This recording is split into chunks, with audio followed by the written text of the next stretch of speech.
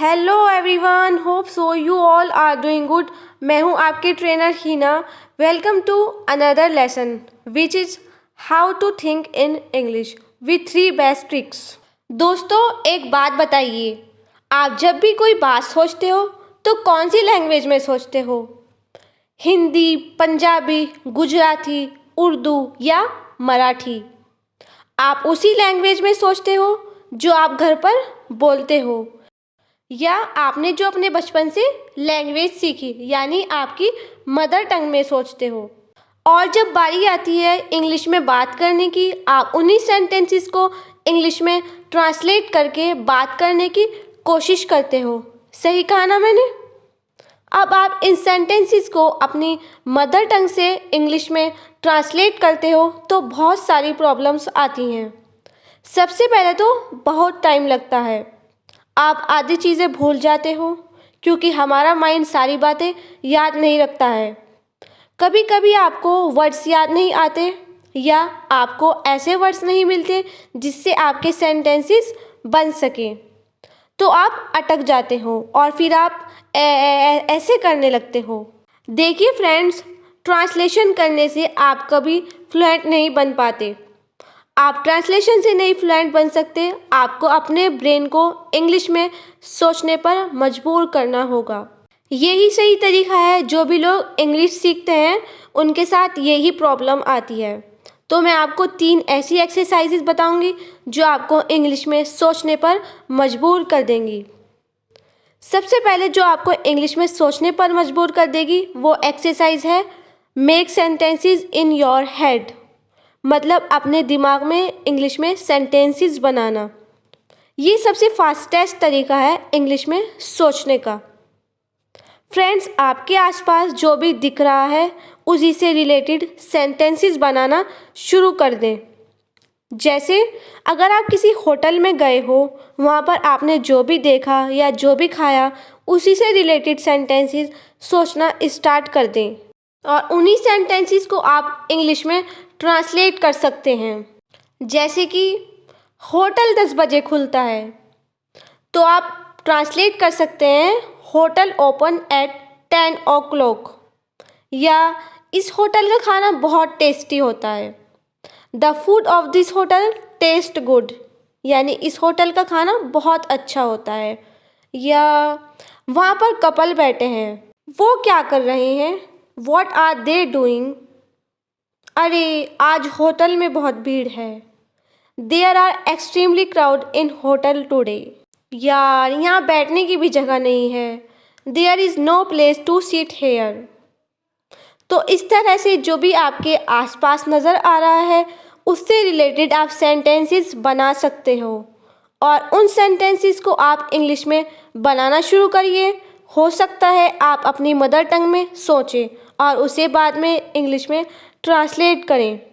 शुरू में आप अटकोगे, बट धीरे धीरे आप अच्छे से ट्रांसलेट करना शुरू कर देंगे। जैसे कि आप किसी ट्रेन में गए और आपने देखा कि एक स्टूडेंट पढ़ रहा है, तो आप कहेंगे he is reading a book. हो सकता है उसके एग्ज़ाम हो, possibly he has an exam. वैसे उसने जो टी शर्ट पहनी है वो काफ़ी अच्छी है। He is wearing a nice T shirt, right? तो फ्रेंड्स, ये सेंटेंसेस सोचने हैं आपको इंग्लिश में। मे बी आप एकदम से सही सेंटेंसेस नहीं बना पाओ, पर आपका गोल क्या है? आपका गोल है अपने ब्रेन को इंग्लिश में सोचने पर मजबूर करने का। और आप ये काम कहीं भी कर सकते हैं, जैसे कि आप किसी ट्रेन में हो या आप अपने घर पर बैठे हो। यही फास्टेस्ट तरीका है अपने ब्रेन को इंग्लिश में सोचने पर मजबूर करने का। नाउ सेकंड नंबर पर एक्सरसाइज आती है practice conversation sentences for situations. मतलब सिचुएशन के अकॉर्डिंग कॉन्वर्सेशन से रिलेटेड सेंटेंसेस बनाना। जैसे कि आपका कल कोई कॉन्वर्सेशन आने वाला है, तो इसके हिसाब से आप सेंटेंसेस एडवांस में बनाना शुरू कर सकते हैं। सपोज डैट आपकी कल कोई मीटिंग है या आपका कोई कल इंटरव्यू है, तो उससे रिलेटेड सेंटेंसेस एडवांस में बनाना शुरू कर दें, जिससे कि आप एट दैट टाइम अच्छे से इंग्लिश में बोल पाएँ। समझ लीजिए आपका कल इंटरव्यू है, तो इंटरव्यूअर आपसे जो भी क्वेश्चन पूछेगा उससे रिलेटेड आंसर आप बना सकते हैं, अपने माइंड में सोच सकते हैं। लाइक आपका नाम क्या है, आपकी क्वालिफ़िकेशन क्या है, आपने डिग्री कौन सी यूनिवर्सिटी से ली है, तो इस तरीके के क्वेश्चन। सपोज दैट आपका नाम मोहन है या जो भी है और आपने बीटेक करा है, तो आप ऐसे बोल सकते हैं, my name is Mohan, I completed BTech last year.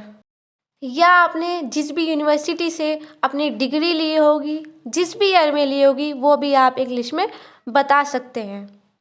तो इस तरह के सेंटेंसेस आप सोचना शुरू कर दें, जिससे कि आपको इंटरव्यू के टाइम पर कोई प्रॉब्लम ना आए और आप उस टाइम पर अटके नहीं, एकदम फ्लुएंटली आप सारे आंसर देते चले जाएं। तो इस तरीके से आप अपनी कॉन्वर्सेशन को लेकर सेंटेंसेस बनाना शुरू कर सकते हैं और उन्हें आप लिख भी सकते हैं। सिचुएशन के अकॉर्डिंग अगर आप पहले से प्रिपेयर्ड हो तो उस टाइम पर आप अच्छे से बोल सकते हो। अगर आप रेगुलरली प्रैक्टिस करोगे तो आपको सिचुएशन के टाइम पर इतना सोचने की भी ज़रूरत नहीं पड़ेगी, आप फ्लैटली बोलते चले जाएंगे। नाउ लास्ट एक्सरसाइज आती है रिवाइज योर डे। रिवाइज का मतलब होता है समराइज योर डे, मतलब जो भी आपने पढ़ा या जो भी आपने लर्न किया उसका रिवाइज करना। उसी तरीके से आपने जो भी पूरे दिन काम किया उसका रिवीजन, और जनरली ये आपको करना है डे के एंड पर, यानी सोने से पहले। ऐसा समझ लीजिए आप किसी को बता रहे हैं या आप किसी अपने फ्रेंड को बता रहे हैं कि आपने दिन भर क्या करा। ये कैसे करना है, ये आपको करना होगा एक्सरसाइज 1 को अपने दिमाग में रखकर, यानी सेंटेंसेस को इंग्लिश में सोचकर बनाकर। जैसे कि आप कह सकते हैं, आज मैंने कुछ नई चीज़ें सीखी, today I learn new things. या आज मैं कॉलेज देर से पहुंचा क्योंकि मेरी ट्रेन मिस हो गई थी, I was a bit late as I missed my regular train. या मैं कैंटीन में कुछ दोस्तों से मिला, I met with some friends in the canteen. तो इस तरीके से आपने जो भी अपने दिन भर में काम किया या आप जहाँ भी गए जिससे भी मिले उससे रिलेटेड सेंटेंसेस बना सकते हैं, अपने माइंड में सोच सकते हैं। मैंने आपको कुछ एग्जाम्पल सेंटेंसेस भी दिए और उनकी हिंदी भी बताई, जिससे कि आपको आसानी से समझ में आ जाए। आज के इस लेसन में मैंने आपको बताया कि आपको कैसे अपने ब्रेन को ट्रेन करना है इंग्लिश में सोचने के लिए। अगर आपको इंग्लिश में फ्लुएंट होना है तो आपको ये रेगुलर बेसिस पर करना होगा। आज के लेसन में बस इतना ही। अगर आप इस वीडियो में अभी तक बने हुए हैं और आपको आज का लेसन पसंद आया है तो वीडियो को लाइक करिएगा, फ्रेंड्स के साथ में शेयर करिएगा एंड हमारे चैनल को सब्सक्राइब करना मत भूलिएगा। Bye bye, thank you.